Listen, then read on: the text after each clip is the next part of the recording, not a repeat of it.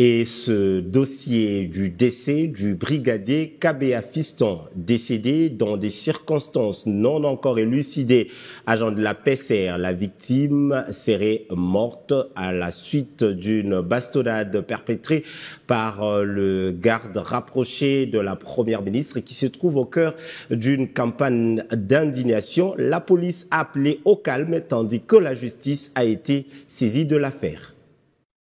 Le Monique dans 10 minutes, suite à Premier ministre Zongi, na major chef à sécurité Premier ministre,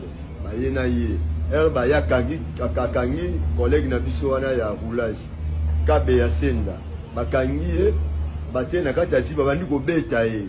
Tout est parti de cette vidéo qui a enflammé la toile et devenue très vite virale.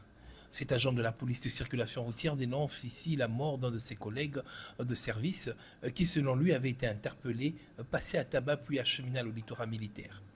Les faits sont attribués dans cette vidéo à la garde rapprochée de la première ministre qui aurait roulé en sens inverse.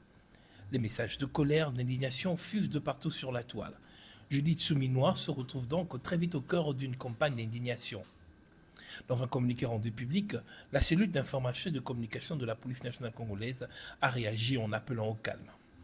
Les circonstances de la mort n'étant pas encore élucidées, la police nationale congolaise appelle la population à ne pas céder à la manipulation et à la désinformation. Car la justice militaire est déjà saisie de ce dossier et les enquêtes sont en cours pour identifier et appréhender les auteurs de cet acte odieux pour qu'ils puissent répondre de leurs actes.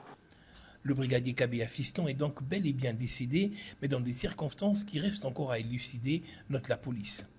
Justice pour Kabea, hommage à un vaillant héros, des effugies et des messages de compassion, de colère gagnent la toile.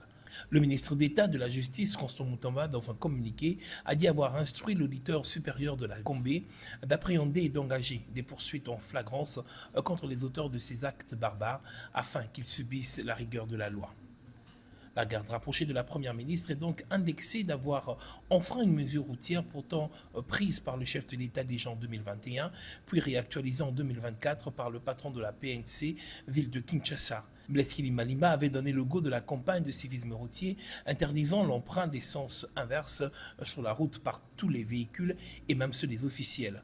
Pourtant, sur terrain, la mesure n'est toujours pas respectée. Affaire donc à suivre.